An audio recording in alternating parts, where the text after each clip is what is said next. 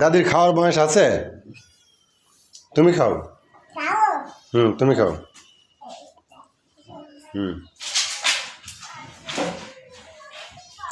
বিটির কত বছর বয়স হয়েছে?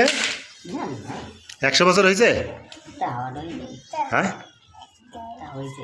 100 বছর বয়স হয়েছে। মাশাআল্লাহ। আমার এই বিটির বয়স প্রায় 100 বছরের কাছাকাছি। আমার পার্শ্ববর্তী বাড়ি। প্রায় সময় আমার বাড়িতে আসে আর কি, সর্বোচ্চ 10টা টাকা নেওয়ার জন্য। 10 টাকা 5 টাকা যা দেওয়া যায় তাই খুশি। সামটাইম আবার খাওয়ার কথা বলে সেটি ভাতও খাই, সীমিত অল্প সেটি করে ভাত খাই।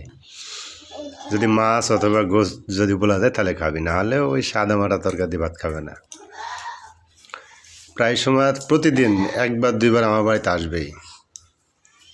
তো আল্লাহকে দোয়া করি যেন আল্লাহ তাকে আরও হায়াত দারাত করে, আরও যেন দীর্ঘদিন